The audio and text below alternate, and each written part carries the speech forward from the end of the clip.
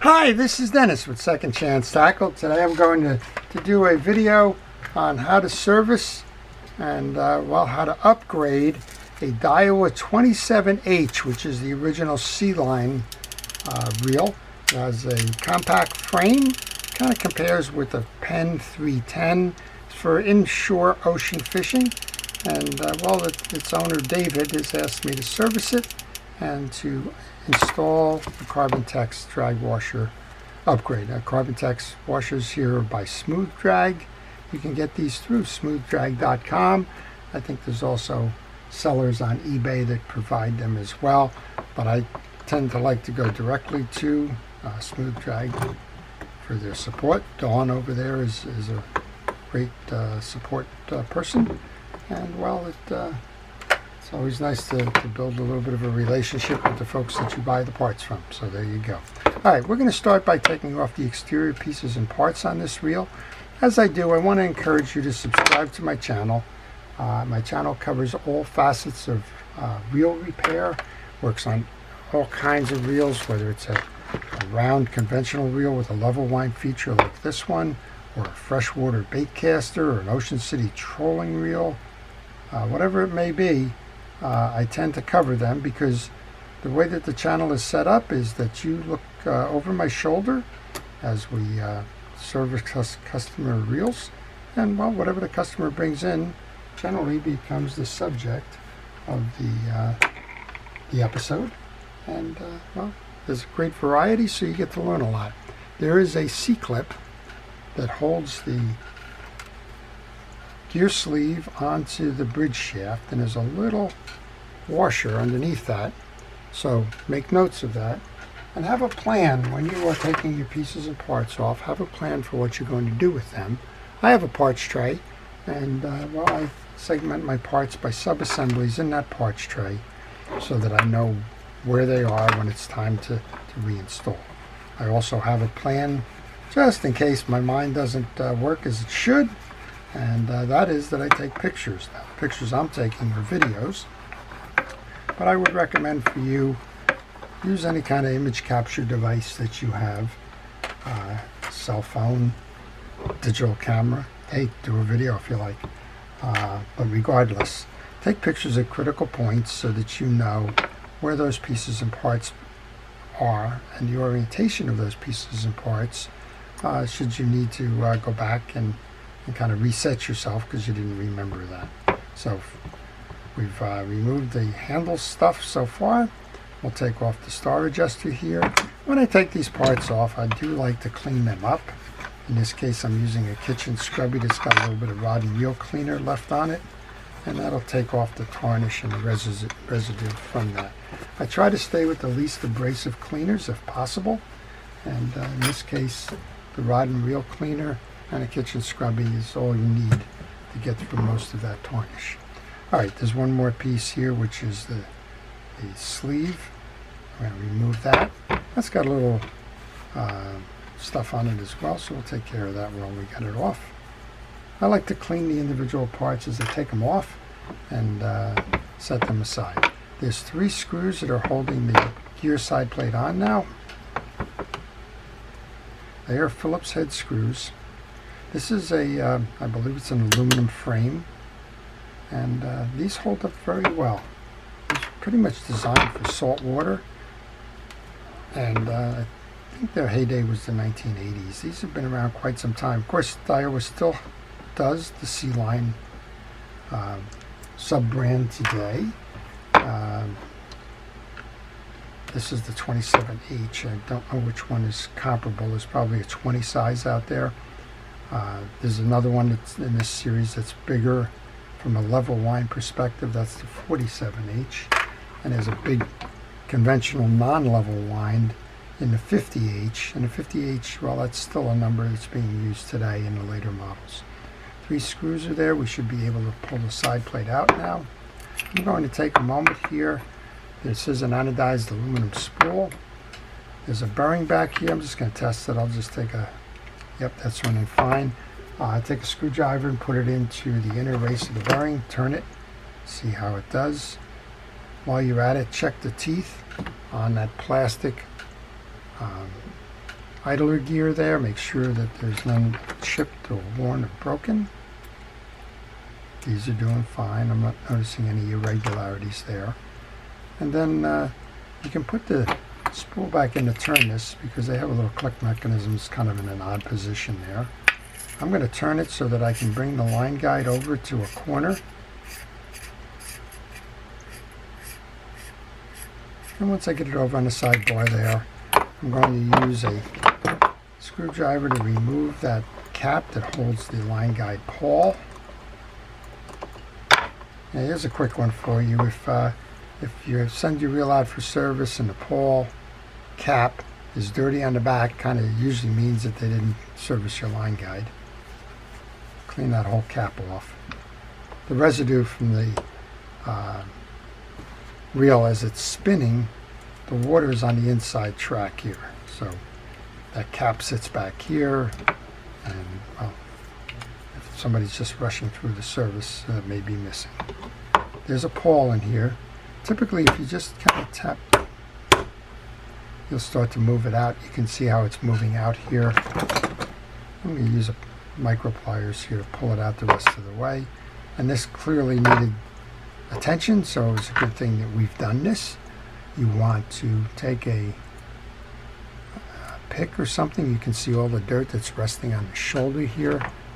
You want to clear those shoulders out because that pointed piece of the pawl is going to ride into worm gear tracks, and if the shoulders are clogged with grease, it's not going to work very efficiently, and then you're going to have problems with it. Alright, we're going to take the pawl, put that back in, just insert it into the carrier, put a drop of oil in there to help it move smoothly.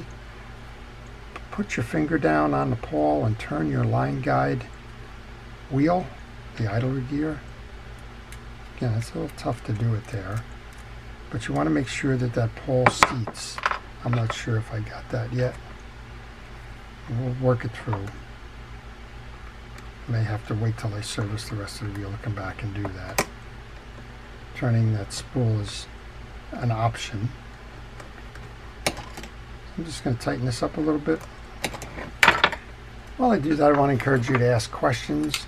If you're working on a reel, maybe there's something that you want to learn more about. Maybe there's something that you have a question about. Maybe the reel itself.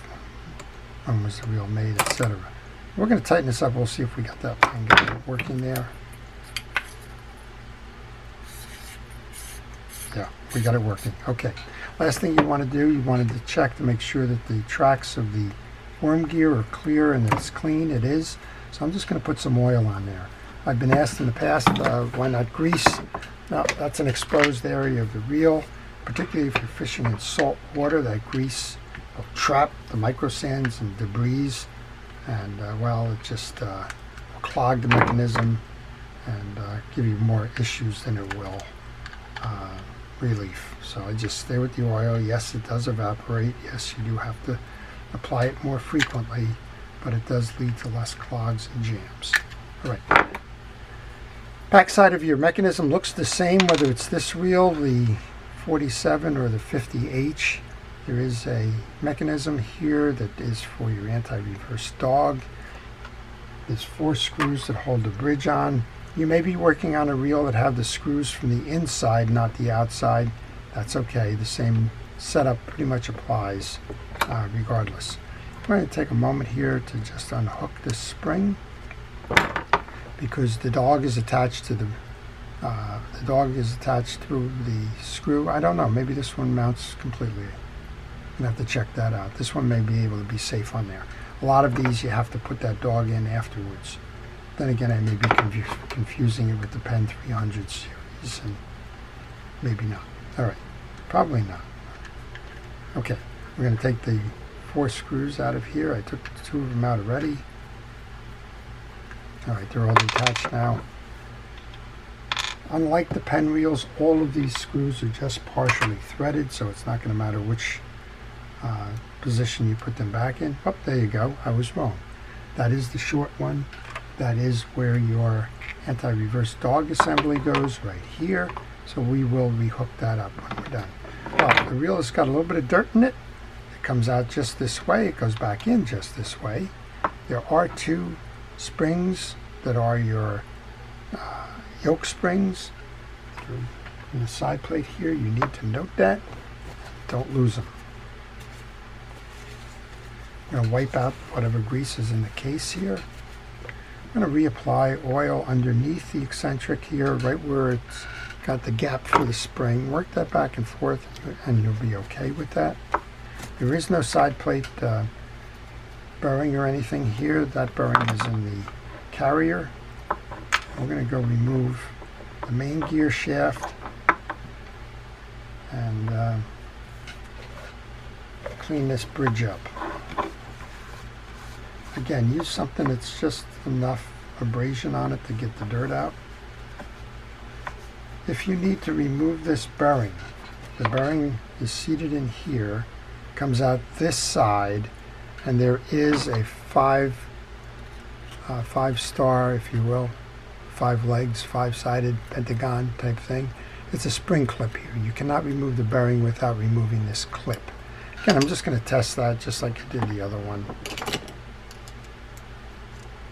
Yeah, that bearing's running fine.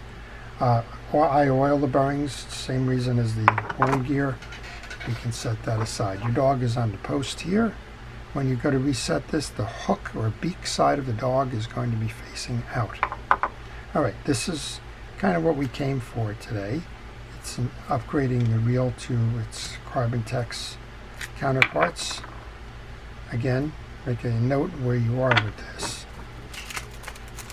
Okay, they've given me a couple of these. I think that's because this is probably a multi-pack set here. There's not going to be this many washers in this particular one. It says it applies to multiple reels, like a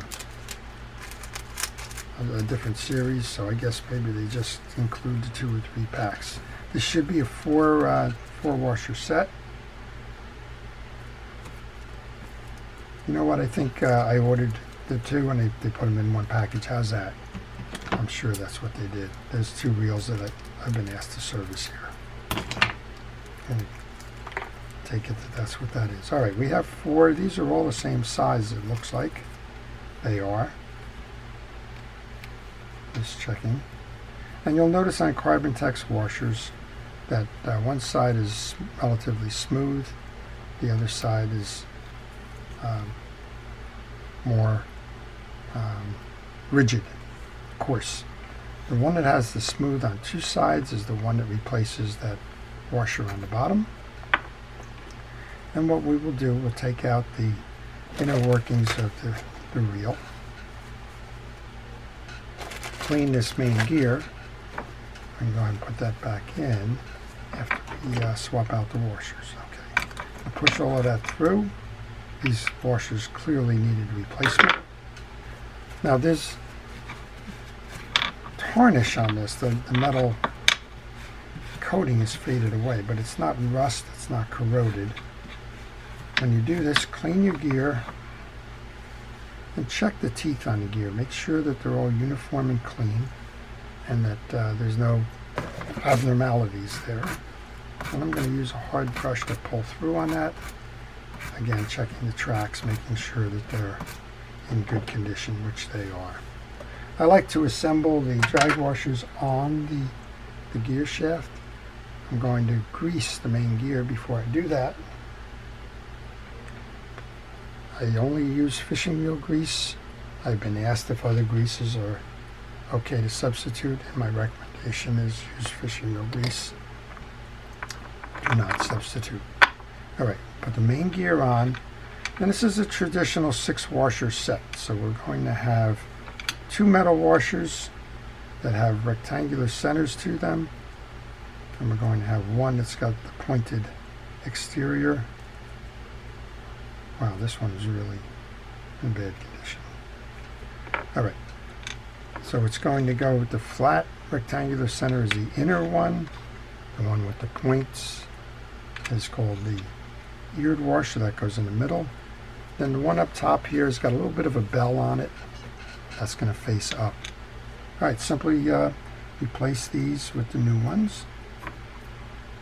You don't need to make a difference between the smooth side or the rigid side. Just make sure they're all in the same direction when you go to install. So first one was in, second one, now the one with the points goes in. That faces down. And the last of the new drag washers goes in. The keyed washer with the bell side facing up is next. These two tension washers, well, they've got a curve to them, and I go belly to belly on this. Curve goes up on the first, down on the second. That's for the tension on your star adjuster.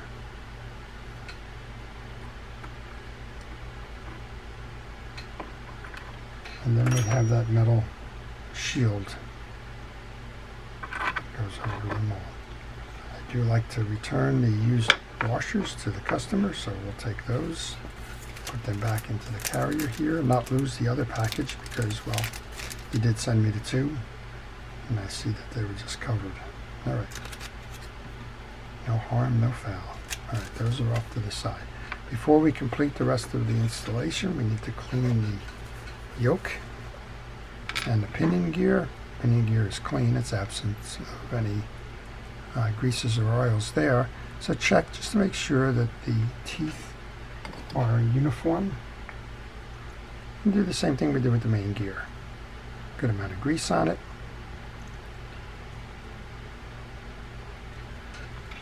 Get some grease onto the yoke on the shoulders, both sides. And install the pinion gear into the slot. Note that the one that has the slot on the side here goes towards the spool, and we can reassemble. I want to go to my parts tray and take the two springs that we pulled out of here. Put those on.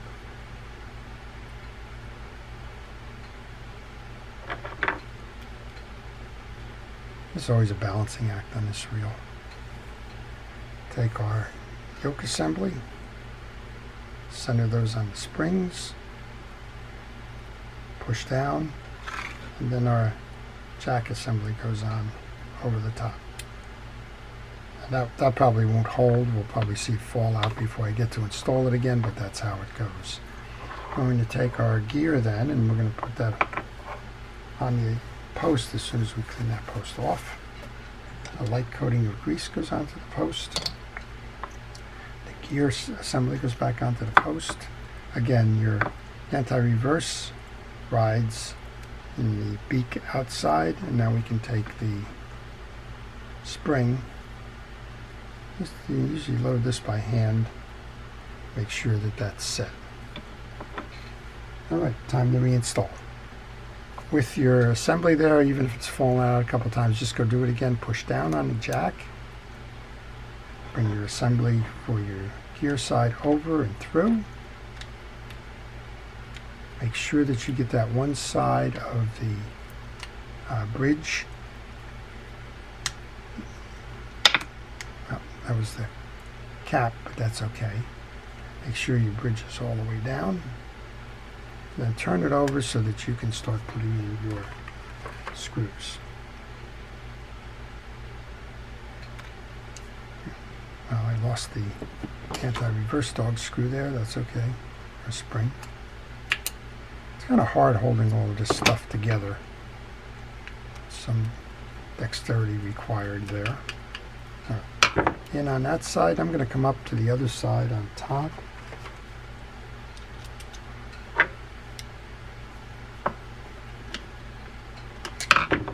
Check the back, make sure that everything is good there. Okay, I'm going to reattach that spring at this point.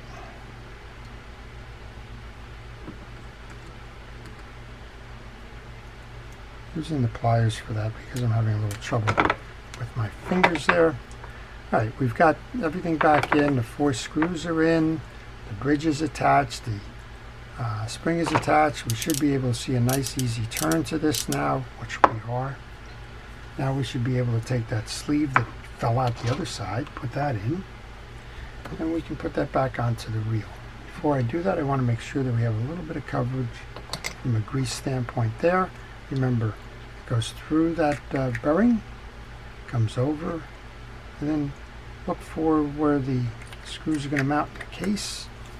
Align those, make sure that they go through, which were lined up. Now go get the 3 case screws, and we can attach those.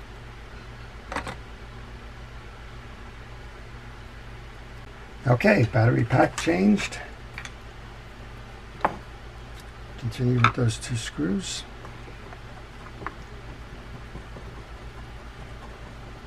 If I missed anything because of the time between the battery running low and the changeover, I apologize for that. I'm just going to tighten these down one more time, make sure they're all tight. One more screw there. No, good thing I did. That one was a little loose. All right. So these reels are generally what is referred to as bulletproof. It takes an awful lot to beat one of these reels up.